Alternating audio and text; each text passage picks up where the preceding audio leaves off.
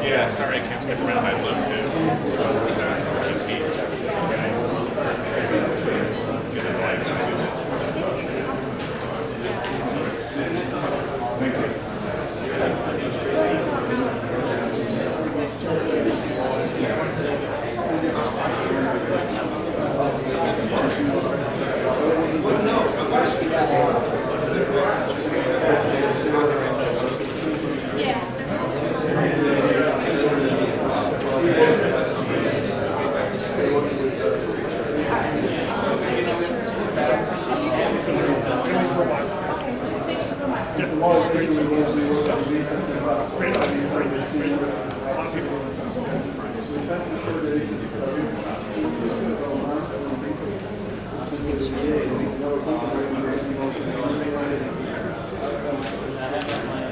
Yeah, you prefer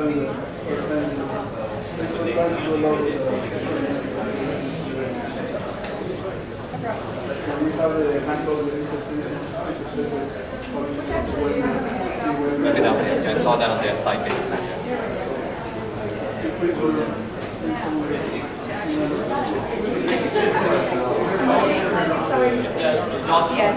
No, I already posted on our internal network, so there are a couple of students, a couple of guys who will be coming. That's why I asked. Yeah, I was like doing it right on zero. And you can bring your own laptops to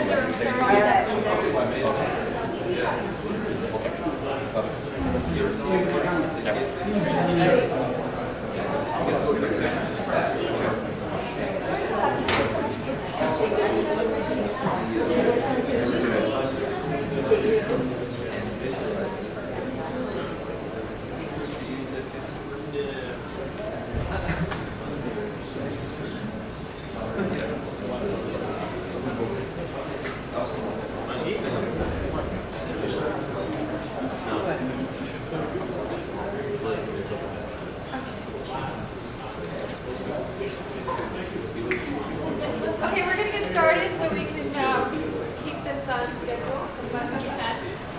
So we have Lily Schaefer. She's a master's student in information studies. And she's going to be talking about copyright, licensing, and open source. And you're all sitting in the back. So hello everyone. I'm going to give the quick and dirty version of copyright and licensing for software. So for those of you who know a lot about copyright, licensing, or open source, I apologize. I am going to have to give the simplest definitions I can, simply to get through what I have to get through in 25 minutes. And I encourage you to contact me if you have any other questions. I've actually made an independent study on copyright this semester, so that's where this is coming from. My email is at the bottom of the screen, and you can come see me after the presentation.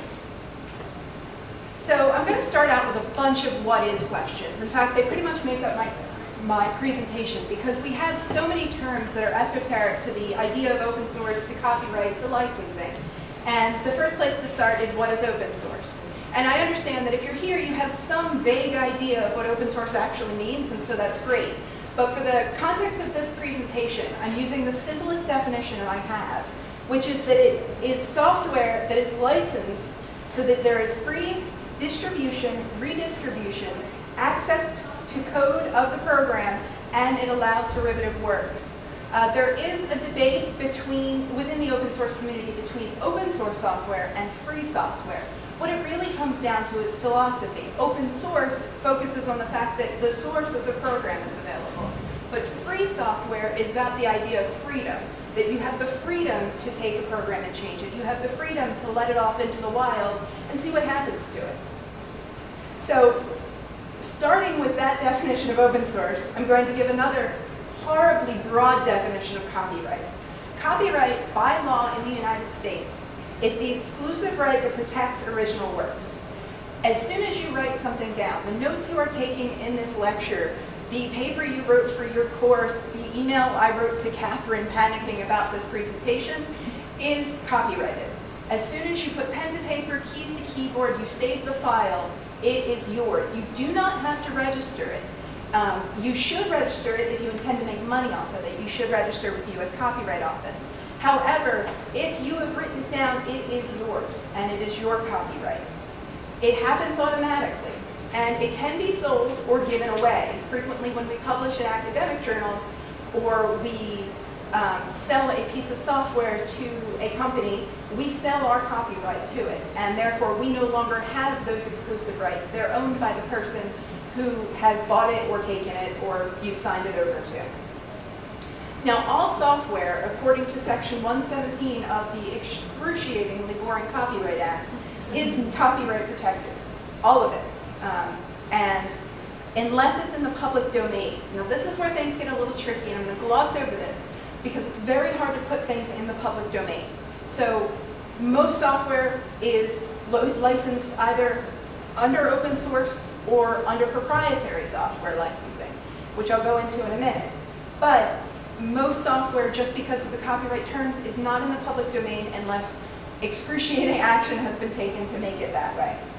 Creative Commons does have a public domain option. It's CC0, but it is really just very, very loosely copyrighted material. Software licensing is a legal contract. It gives permission to use or redistribute software. It both grants rights to use it and imposes restrictions on how you can use it. And there are two major types of software licensing. There's proprietary software, which is what most of us use. I have an iPad up here, and that is the proprietary. I can't get into the code to change it. I can't redistribute iOS without losing possibly my life. And Microsoft, Adobe, those are all proprietary. Now, there is also free and open source, which these are very broad categories. There's a lot of crossover. In fact, you can dual or triple license a piece of software, just to make it more complicated. In fact, for those of us who use Mozilla products, up until the newest version of the Mozilla Foundation's license, they were triple copyrighted, or triple licensed rather. And, because they wanted to have options. They wanted you to be able to take it and build a new program or build onto their program. But they also wanted to be able to use it in a commercial context. So it allows you to pick and choose what kind of license you're going to use. Now, for this, the free and open source, there's another subdivision. And it goes back to that free versus open source software.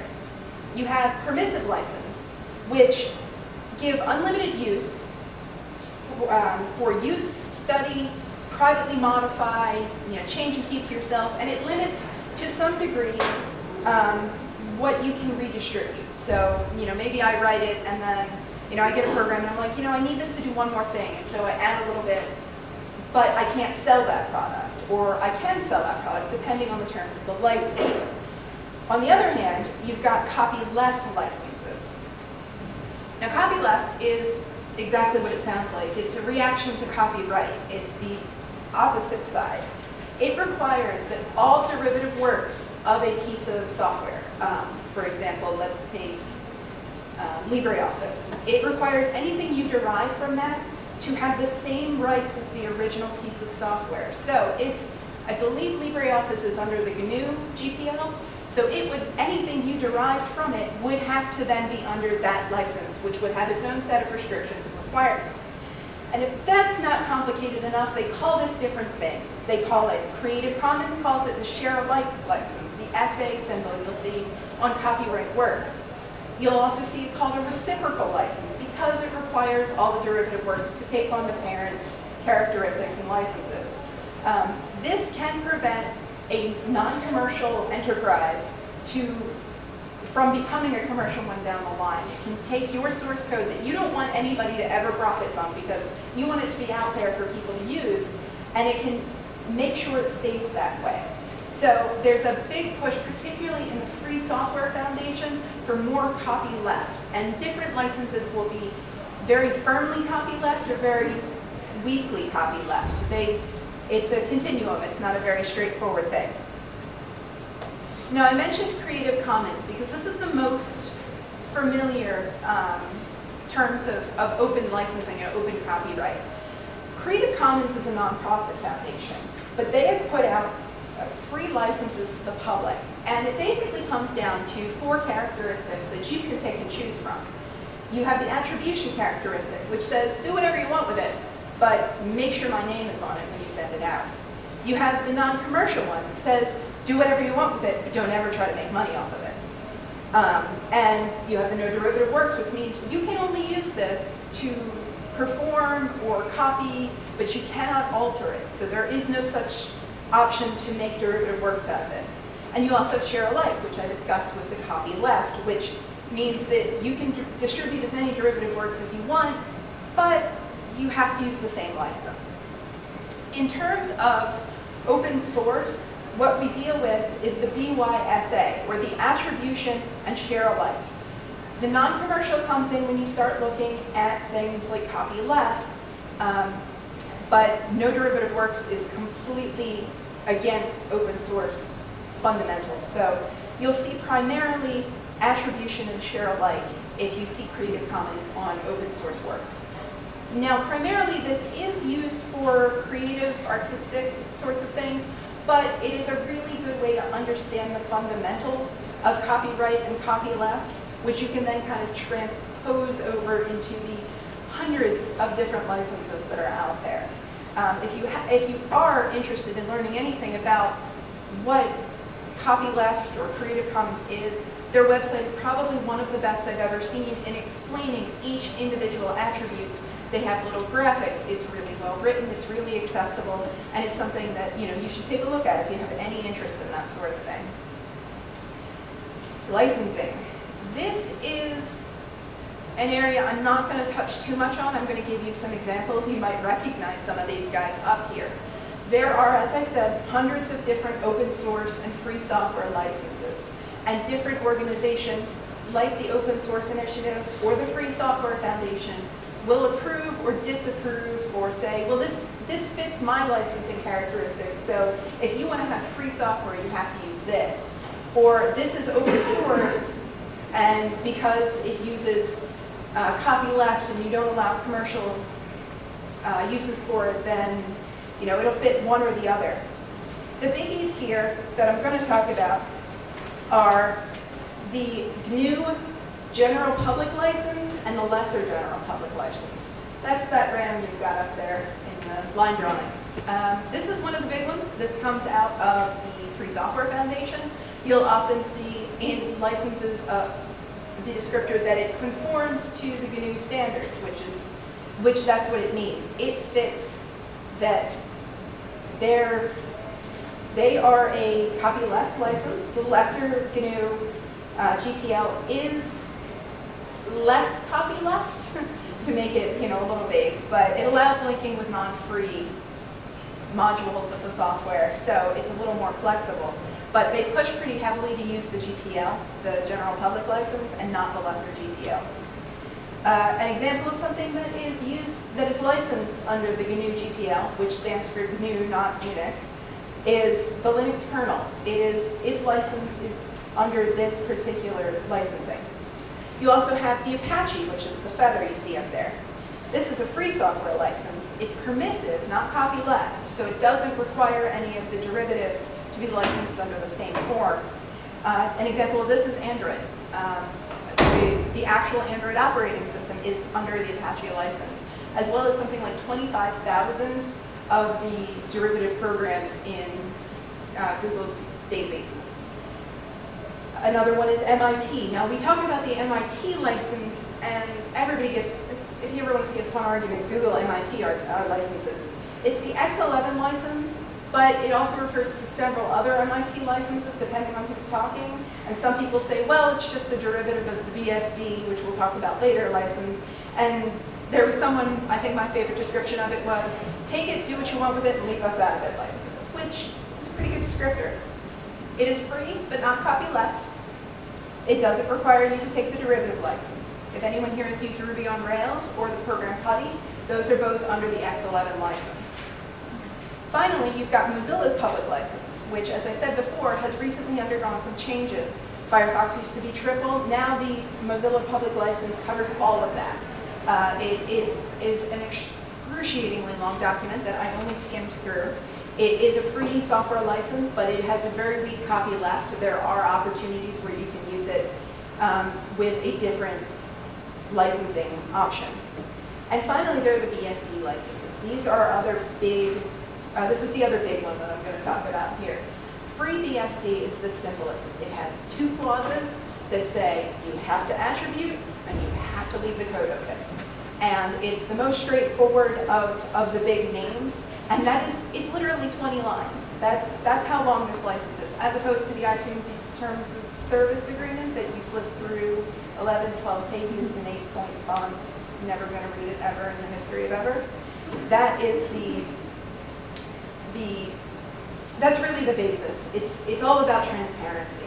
So these are all licenses that you probably use software licensed or access web pages that use the software every single day. Every time you pick up your computer and open Firefox, anytime you use actually most FTP programs, anytime you take anything that's based on a Linux or Android operating system, which is more than you think. If you look at a lot of e-readers, the Nook is based on the Android operating system. And that's a case in which they've taken the Android operating system, altered it, and made it a commercial product again. So it presents a much clearer picture of what I'm actually talking about. It does apply to your life, you just don't see it. It's kind of invisible. So there are 2 perspectives you can take this from. It's, I'm a developer, I like to code, what does this mean for me? And these are the people that seem to be the most gung-ho about it, because it allows for public collaboration. I can write 1,000 lines of code, put it on the internet, and say, guys, what do you think? Will this work for yours? Do you want to take this? There are programs out there that are written by thousands of people, and it allows you to contribute to those projects as well as put your own out there, and as I said earlier, send it out into the wild and see what happens. It gives you control as well over what happens to your creations. If you develop a program and license it under proprietary software, nothing will happen to it. It is essentially dead. It won't change unless you change it, or you sell it and you give them permission to change it. When you send it out there with the share alike and maybe a non-commercial, if you send it out there under copyleft, you know what they're allowed to do with it, but you're letting them have at it. And that's pretty awesome. You can both license your software as well as your documentation. So that's one way to make money off of things. Some open source software like Moodle, the software itself is free. But if you want support, you've got to pay a little bit more for it. So that's a way to make a sustainable model out of this. But it still allows people to take it and go, this doesn't quite work the way I want it to. What if I try this? But if you're a consumer, you're probably thinking, I mean, it's a great idea, it's philosophically sound, but why does it matter? If you don't use open source software, if you don't use it, if you don't donate, if you aren't willing to go out there and try something new, you're not going to be able to support the philosophy behind it. I might be talking pretty words about how, innovation and creation, and it's wonderful, but if we don't go out there and use it, if we don't go out there and build it, then it doesn't grow. That's the whole foundation of open source software, is that it comes out of the community and it feeds back into the community, and by doing that, it creates a much better product. It encourages those open standards and protocols, opening a docx file, and you get gibberish if you're not using Microsoft Word or anything that's figured out how to take apart Microsoft Word's XML files. Well, if you use something that's based off of an open XML format, it will open just about anywhere. Or you can take that XML format and write a new program for it. Entry costs for most of the software are very low, if not completely free. It is free as in free beer, as well as free as in, freedom. But you have the opportunity to contribute. Most of these free sites will, give a donation link, and there are projects you might want to consider.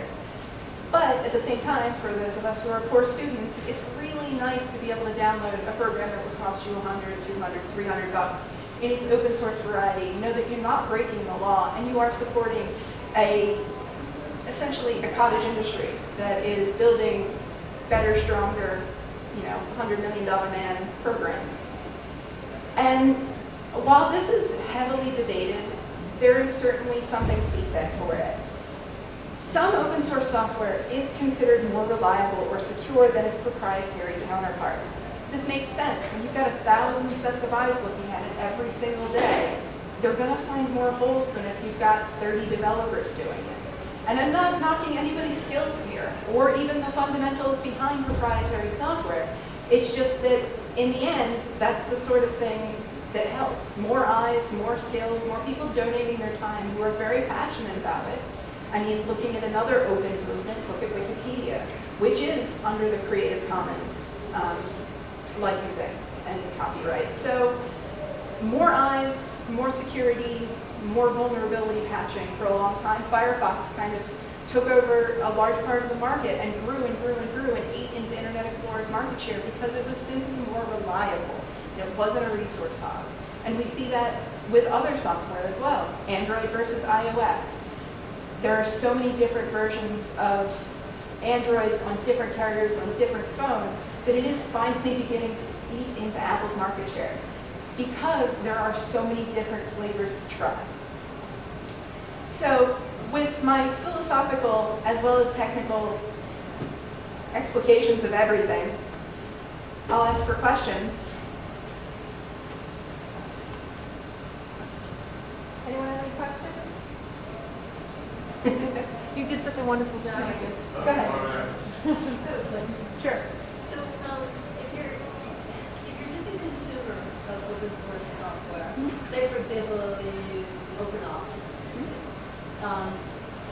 they invite you to become part of their user communities and you contribute feedback back into the process. But maybe you don't want to do that as a consumer. Maybe you just want to consume. Is that morally reprehensible? Not at all. I mean, maybe you don't want to send in bug reports, so you turn off that feature because you want your privacy, and I'm kind of that way, and I am a crappy coder. My code is full of holes and pretty useless, but I'm good at documentation, so maybe I write up a little blurb or I visit the forum. But in the end, the most important part of what I'm doing is using it. I'm saying, I think this is a really good idea. I don't want to have to pay $300 for Microsoft Office. I just want to use OpenOffice so I can get my work done and move on. By downloading it, by saying to your friend, oh, you're licensed for that, or you're using Office 2003, you can say, well, why don't you use this? And it's not morally reprehensible. You're simply using it in your own way. It's the freedom to do what you want with it.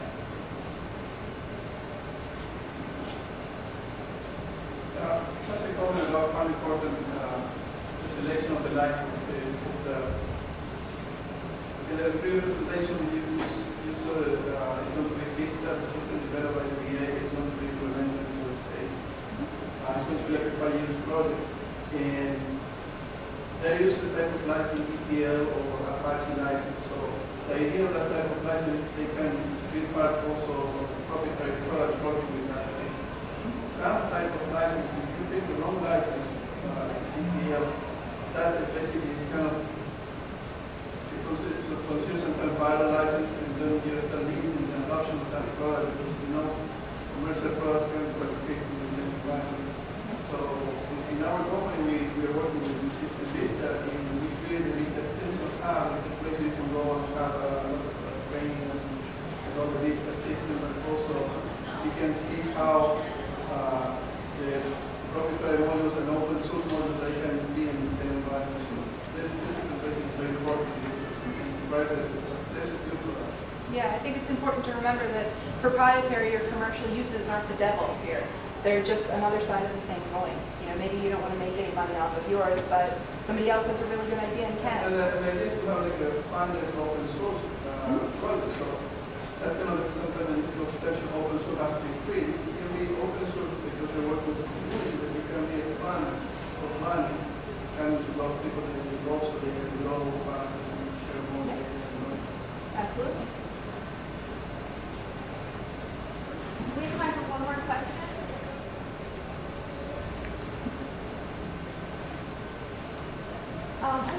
Yeah. So you did a research project? An independent study on copyright in general, yes. Yeah. Okay. And where do you want to go with this? My background is educational technology. We use Blackboard here, but I'm learning more about Moodle. I've used open source stuff since I was in high school. It's a philosophy that I really agree with a lot more than anything else. That there's a community out there that's trying to make things better as a group, and copyright law in this country, in my opinion, is extremely broken, as is licensing. So this is one way to change the way things work. Great. Thank you.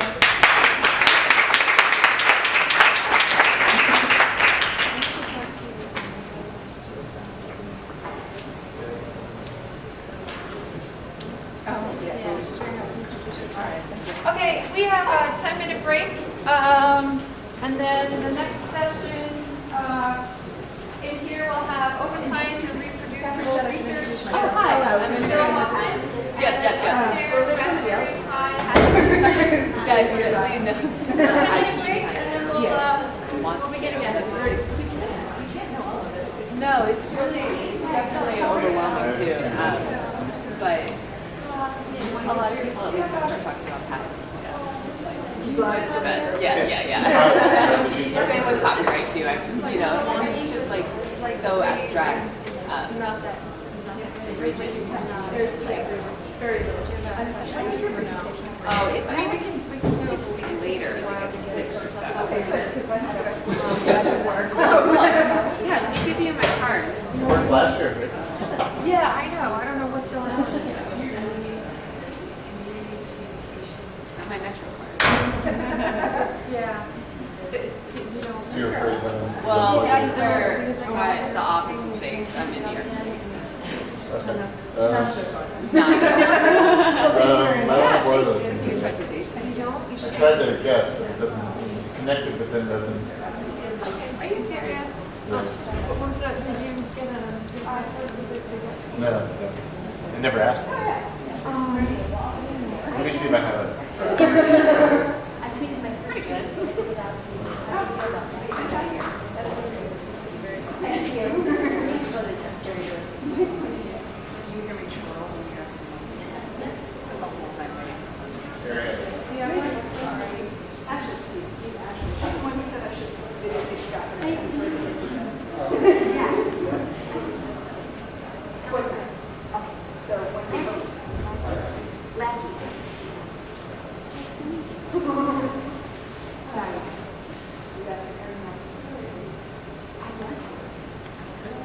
I have a note that says available.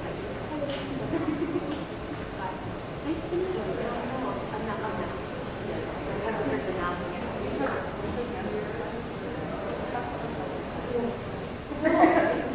She made me feel bad. I was sitting there with my phone. I'm like, I need to know that happened. No, you thought that all the time. I know, it's true. Good.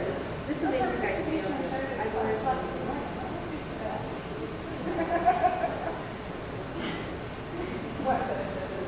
Well, so I didn't finish it because I was too busy doing it. But this is my copyright presentation that I made based on Wikipedia.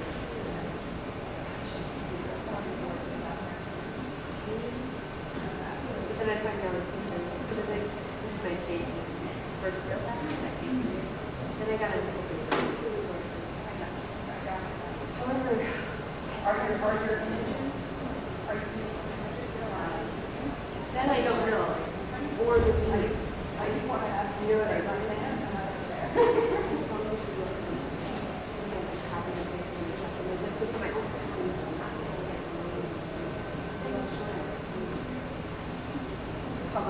But you could tell.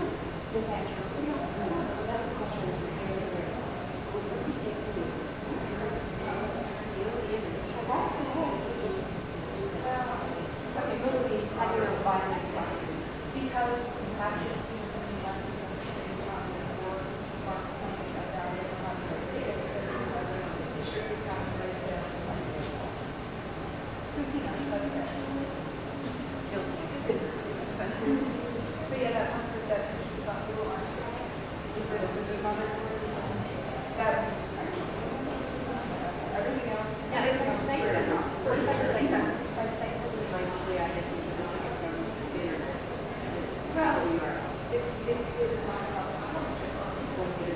Although, that's education.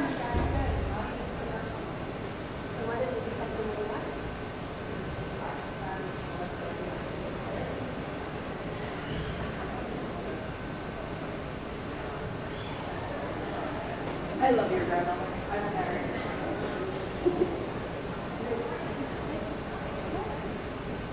I have one if you want.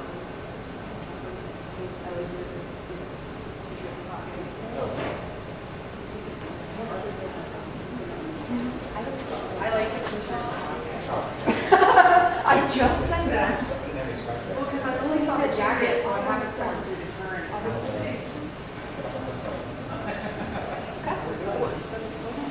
It's the nature. It's the nature. What is it? What did you want? My husband was a dissertation as we were engaged. There were a couple. As if it's not something that would come out of my lips or I adapt to. I adapt. The cautionary tale. She works in the office. She knows how to help.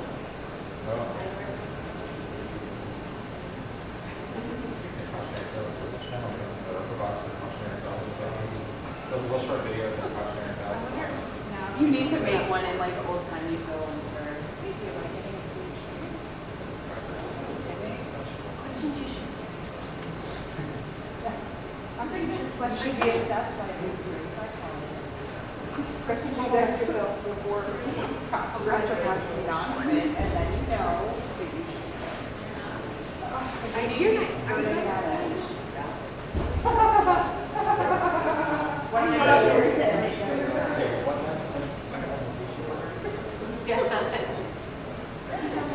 You can't get out? They haven't made a road long enough for that. But once you're I'm gonna draw a picture that I have on the fridge. Yeah, but you can just go online and fill out a short form. You want to slap everybody with helps with this. You can blend it with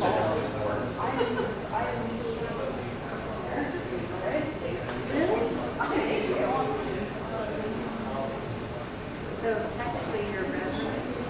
I think I picked like that.